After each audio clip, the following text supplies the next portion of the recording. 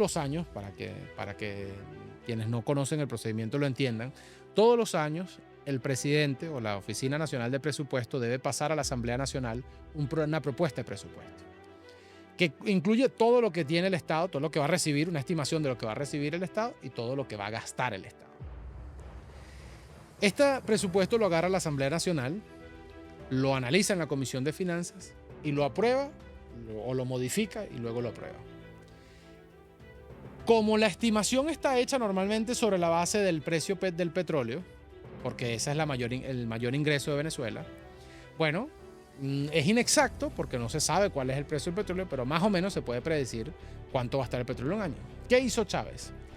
Todos los años estimó el precio del petróleo a menos de la mitad para que le cayera el resto del dinero por vía presupuesto excedentario, que no está controlado bajo las mismas normas que el presupuesto nacional. Entonces el tipo agarró la mitad del dinero del país todos los años y lo adjudicó como le dio la gana prácticamente.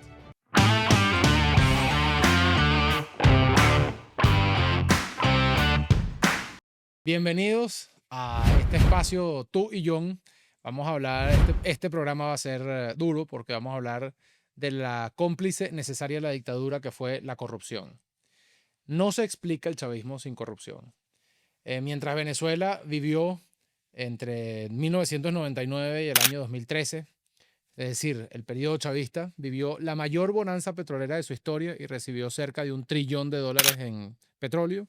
En Venezuela también se vio el desfalco mayor, la estafa mayor a los ciudadanos y el chantaje mayor que permitió la acumulación de poder de Hugo Chávez, que posteriormente derivó en la salvajada de Nicolás Maduro, de la que, por cierto, él fue parte desde el principio.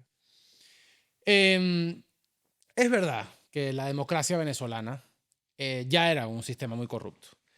El punto fijismo, Acción Democrática y COPEI ya eran duramente criticados por corrupción. Había habido una sentencia contra un presidente en ejercicio, Carlos Andrés Pérez. Dejó de ser presidente como consecuencia de una sentencia que lo castigaba por corrupción. Sentencia muy polémica, criticada por algunos, cuestionada por otros, pero bueno, una sentencia de corrupción del Tribunal Supremo de Justicia, en ese momento la Corte Suprema. Se sabía y había esa percepción en el ambiente, en los ciudadanos, había una percepción de que el sistema había colapsado, de que se lo había tragado toda la corrupción. La Venezuela Saudita había mostrado por primera vez en un país normalmente humilde desde periodos de la colonia, había mostrado una vulgaridad, un exceso, un lujo, el tabarato dame dos de los venezolanos yendo a Miami a comprar lo que nadie compraba, pensando que eran más ricos que nadie cuando Venezuela era un país que ya empezaba a hacer agua en los años 80. Sin embargo, lo que hemos visto con Chávez y lo que hemos visto con Maduro, pero principalmente con Chávez, y aquí, por supuesto, no es una defensa a Maduro, pero el gran corrupto, el monstruo de corrupción en Venezuela se llamó Hugo Chávez. No porque Maduro fuese mejor desde el punto ético o moral, desde el punto de vista ético o moral, sino porque no tuvo la plata que tuvo Chávez. Repito, entre 1999 y el año 2013, Hugo Chávez manejó $1 trillón, aproximadamente $1 trillón de dólares en ingreso petrolero. Exactamente, la estimación más conservadora son 256.000 millones y la estimación de la BBC, que incluye quizás los periodos del 99, donde Chávez todavía no era presidente, lo acerca al trillón. Ningún otro presidente, ni siquiera Carlos Andrés Pérez en la época de los 70, en la Gran Venezuela, ese delirio de grandeza que nos dio con Carlos Andrés, ni siquiera en ese momento Venezuela manejó esta cantidad de dinero. ¿Qué pasó con la plata? ¿En dónde está la plata? ¿Qué hizo Hugo Chávez con el dinero de los venezolanos? ¿Qué hizo Hugo Chávez con casi $1 trillón de dólares únicamente en ingresos petroleros? Es decir, esto no cuenta ingreso minero, esto no cuenta el resto de la economía interna, el resto de las exportaciones. Es decir, solamente en ingreso fiscal petrolero, Chávez manejó casi 300.000 millones de dólares. ¿Qué hizo con ese ingreso fiscal? Aquí empieza el programa de hoy. ¿Cómo la corrupción impactó a los militares? cómo la corrupción impactó a la comunidad internacional, a los socios, a los compinches, a los cómplices de Hugo Chávez en la región y en otras partes del mundo. Cómo impactó en la sociedad civil, cómo se compraron ONGs, cómo se compraron medios de comunicación, cómo impactó en los ciudadanos y hasta qué punto los ciudadanos venezolanos participamos de la corrupción del chavismo. Cómo impactó en la política opositora, en la política del MBR, en la política chavista. Cómo impactó, en fin, en los jueces, en los fiscales, en la policía. Cómo la corrupción se tragó a Venezuela y se tragó el periodo mayor de bonanza que hemos tenido. Empecemos con los militares. En el año 99, cuando Chávez llega al poder, lo primero que hace es un plan Bolívar 2000. Este plan Bolívar 2000 tenía la aspiración de atender de manera urgente las necesidades del pueblo. Ahí está el primer escándalo de corrupción de la era chavista. Los militares que habían quedado a cargo del plan Bolívar 2000 mostraron su ánimo de corrupción. Y debo decir que estos no eran militares precisamente formados durante la era de Chávez. Estos eran los militares adecos, los militares copellanos. Esos que cuando Chávez dio el golpe, algunos lo apoyaron y otros lo rechazaron, pero que cuando Chávez hizo presidente, casi todos se le cuadraron. Y digo casi todos porque años después algunos reaccionaron, pero en el plan Bolívar 2000, que fue un plan llevado a cabo por militares principalmente, bueno, ocurrió el gran primer desfalco. Eso fueron unos $1.000 millones de los cuales se cuestionó muchísimo y sobre los cuales no hubo ninguna investigación seria. Los militares fueron degenerando entre robarse lo que era su presupuesto, cosa que ocurre, por cierto, seguramente en otros países de América Latina. Es decir, lo que conocemos como corrupción ordinaria, sobreprecios en las contrataciones, contrataciones de amigos, contrataciones, licitaciones amañadas para que gane el amigo tuyo, etc. Pero bueno, fuera de esa corrupción ordinaria, que en Venezuela ha existido siempre, como existe en el resto de América Latina y en el resto del mundo, en magnitudes que varían según el país, pero fuera de esa corrupción ordinaria, en Venezuela empezó a migrar la Fuerza Armada hacia otros negocios. ¿Qué negocios? Narcotráfico, y hoy vamos a hablar de cómo el narcotráfico fue denunciado desde una edad temprana. Minería ilegal, que quedó a cargo de los militares. Tráfico de gasolina, porque como la gasolina se regalaba en Venezuela, era siempre un negocio llevársela a Colombia, llevársela a Trinidad, llevársela a Brasil y revenderla a precios de mercado internacional. Es decir, la Fuerza Armada venezolana, bueno, Pudreval y Pedeval, de lo cual vamos a hablar también. Es decir, la Fuerza Armada que ya no solamente defendía al país, sino que vendía pollo y vendía pollo podrido y compraba y era el gran importador de alimentos del país, también empezó a hacer corrupción, por supuesto, en las áreas de alimentación. Entonces, la Fuerza Armada, que pasó de ser un cuerpo de seguridad a la gran corporación privada del chavismo, a la gran corporación, a los cómplices de la corrupción del chavismo, pasaron de un tema de sobreprecio en la compra de armas o de darle licitaciones amañadas para el mantenimiento del Fuerte Tiuna a ser los dueños de la economía del país. Esto pasó en 10 años. Es decir, y por eso la Fuerza Armada apoyó a Chávez. Y por eso la Fuerza Armada se le cayó a Chávez. Y por eso la Fuerza Armada se constituyó en una red criminal de cómplices de la dictadura, porque ellos fueron los que manejaron el dinero. Y sin la corrupción sería inexplicable el cómo la Fuerza Armada llegó a eso. La comunidad internacional. ¿Cómo impactó en la comunidad internacional el chavismo? ¿Ustedes se acuerdan del caso del maletinazo argentino en la campaña de Cristina Fernández de Kirchner? ¿Ustedes se acuerdan que personas vinculadas a PDVSA, contratistas y funcionarios de PDVSA, se montaron en un avión privado, llegaron a Argentina con maletines de dinero y declararon en su momento que ese dinero era para Cristina Fernández de Kirchner? Bueno, eso no solamente pasó allí. Pasó con el financiamiento al partido Podemos en España. Pasó con el financiamiento constante a Cuba, sin lo cual el régimen cubano no hubiese aguantado.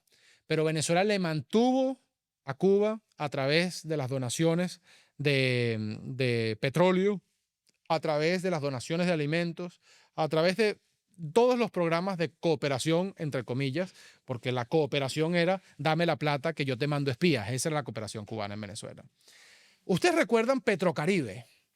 Petrocaribe, ese programa en el cual cada vez que Chávez necesitaba los votos de las pequeñas islas del Caribe en la OEA o en alguna otra instancia internacional, lo que hacía era mandar a PDVSA que le vendiera o le fiara petróleo y luego lo devolvieran a precios baratos. ¿Ustedes se acuerdan de cuando Chávez necesitaba influencia en Estados Unidos y entonces decidió regalar petróleo en el Bronx, en plena ciudad de Nueva York, que nos quema en billetes? O sea, por Nueva York pasa 40% del dinero del mundo todos los días. Pues Chávez fue tan megalómano y tan loco y tan delirante que a esa ciudad en donde pasa el 40% del dinero del planeta Tierra todos los días, le regaló el petróleo a los venezolanos. Lo que ocurrió con la influencia chavista en la comunidad internacional no fue por un genio diplomático, ni por la gran influencia ideológica, ni por lo brillante que era Hugo Chávez. Es porque malbarató y dilapidó el dinero de los venezolanos cada vez que necesitaba un voto o cada vez que necesitaba comprar una conciencia. Y así Hugo Chávez compró movimientos de izquierda en Europa, compró movimientos estudiantiles en las universidades, compró movimientos, en el mundo árabe, ¿no? Financiando también terrorismo, financiando grupos extremistas en las universidades árabes, en la sociedad árabe, en muchos países, entre otros Palestina. Entonces, Hugo Chávez logró ser una figura de influencia regional importante. ¿Por qué? ¿Por su gran carisma y por su gran vocación de orador, que las tenía ambas? No, porque robó el dinero de los venezolanos a cambio de favores políticos. Sin la corrupción en el ámbito internacional, Hugo Chávez no hubiese conseguido las posiciones que obtuvo. Hugo Chávez no hubiese tenido la atención mediática internacional que obtuvo. Hugo Chávez no hubiese sido la figura que luego China tomó en cuenta para crear otro de los grandes casos de corrupción que fue el Fondo Chino. Es decir, Hugo Chávez compró su influencia internacional a punta de billete, por supuesto, billete ajeno, como siempre hacen los comunistas. Empresarios y medios. ¿Cómo afectó la corrupción a empresarios y medios? Esto empieza como en todos los gobiernos. Cada gobierno en el planeta Tierra tiene una influencia para comprar voluntades de empresarios. ¿Por qué? Bueno, porque cuando tú eres el dueño, esto lo tienen, digamos, quienes no son políticos no entienden bien cómo funciona esto, o quienes no son contratistas, que son, creo yo, peores que los políticos en muchos casos, pero ¿cómo funciona esto? Tú eres ministro de la Defensa. El Ministerio de la Defensa tiene una serie de requerimientos. Necesita desde papel toalé para los baños, detergente, comida para la Fuerza Armada, que no es poca cosa, ¿no? Va a alimentar a todo un ejército. Pintar los edificios de la Fuerza Armada, hasta, por supuesto, comprar aviones, comprar bombas o comprar, en el caso venezolano, aparato de represión, que es lo que más compran, ¿no? O sea, bombas lacrimógenas, talleres, ballenas, etcétera, ¿no? Es decir, porque la Fuerza Armada venezolana no nos defiende de amenazas extranjeras, sino que defiende al chavismo de la amenaza interna, que es el pueblo que está recho y que lo quiere sacar. Y tiene años invirtiendo en eso. Pero bueno, el caso es que todo eso lo tiene que proveer alguien. Es decir, hay empresas que venden eso, que venden servicios, que venden productos, que venden armas. Bueno, ¿a quién le compra el ministro? En un país decente hay unas licitaciones creíbles. Tienen que haber una competencia entre empresas, esas son licitaciones normalmente públicas, hay una competencia entre empresas, hay unos criterios previos y hay unos criterios de selección. Se presentan todas las empresas que quieran participar, se escoge a la más económica y a la que preste mejor servicio y se atienden a los criterios que previamente han sido desarrollados. Esto lo hacen normalmente comisiones de licitaciones independientes, que son personas que no deberían compartir la información que reciben. Claro, ese es en el mundo ideal. En el mundo real, cuando no hay un sistema judicial, cuando no hay un sistema de persecución mejor dicho, cuando no hay un sistema penal, incluyendo la fiscalía, los cuerpos de investigación policial, etcétera, etcétera, cuando la corrupción está tan diseminada como está diseminada en Venezuela desde hace muchas décadas, eso es muy relativo. Las comisiones de licitaciones son nombradas a dedo por los funcionarios que normalmente se encargan de esas instituciones. La Contraloría General de la República no funciona, entonces las auditorías son prácticamente nulas, o le tiran su bombita también al Contralor, porque eso es lo que ocurrió con los contralores chavistas. Miren, en la Cuarta República, con toda la corrupción que había, siempre tuvieron la decencia de que el Contralor General de la República era un tipo de la oposición, porque tú no puedes pagarte y darte el vuelto. Es decir, si cuando AD gobernó, normalmente el Contralor y el fiscal fueron personas de Copey. Y cuando Copey gobernó, lo eran de Acción Democrática. ¿Por qué? Porque se supone que el contralor no puede ser el pana tuyo que tú pusiste. Pues Hugo Chávez, del principio, lo primero que hizo fue poner a su contralor para ello, ¿no? Entonces, en el caso venezolano, empezó a relajarse todo porque Chávez tenía tal popularidad, tenía tal apoyo parlamentario y controló desde temprana etapa, controló la Fiscalía y la Procuraduría, que no tenía quien lo controlara. Y empezó a desbordarse esta corrupción de unos tipos que llegaron hambriados al poder, porque el chavismo llegó hambriado. El chavismo quiso acabar con todo y acabó con todo. O sea, el chavismo ya no le valía con hacer un contrato, con meter la empresa contratista para hacerle mantenimiento a tal instalación de PDVSA. No, el chavismo acabó con PDVSA, se robó los tubos, no le hizo el mantenimiento y se quedó con la plata del mantenimiento. Es decir, esos tipos acabaron con todo. ¿Por qué? Bueno, un sistema absolutamente sin control. Los empresarios, por supuesto, empezaron a ver esto y empezaron a hacer los negocios de su vida. Es decir, en la medida en que, y la medida en que Cadivi existió y empezó a darse dólares preferenciales, un empresario podía comprar hoy, hoy un empresario accedía a $1.000.000 preferenciales a través de Cadivi. Y en la tarde podía venderlos y tener $6.000.000 con actividad cero. O sea, los empresarios venezolanos que accedieron a Cadivi, que fueron normalmente los tipos que estaban cercanos a Chávez, o por lo menos que se le quedaron callados a Chávez y que le hacían la pelota, como se dice en España, a Chávez. Eh, Estos tipos se quedaron con unas fortunas inmensas aportando cero a la economía. Por eso es que los empresarios criticaban a Chávez en público, pero se callaban en privado. Muchísimos empresarios. Y otros tantos sencillamente nunca lo criticaron y siempre bailaron el son que le pusieron. Esto también afectó, por supuesto, a los políticos, ¿no? Es decir, en esta bonanza, o sea, hemos hablado de la Fuerza Armada, hemos hablado de la comunidad internacional, hemos hablado de los empresarios. Ahora hablemos de los políticos, que por supuesto no son más santos que los demás, ¿no? Eh, Empiezan las alcaldías, las gobernaciones, los institutos autónomos del Estado, las fundaciones a tener un flujo de dinero bárbaro. Y un flujo de dinero bárbaro sin presupuesto establecido. ¿Qué hace Chávez? Chávez agarra para no estar controlado por el presupuesto anual de la nación.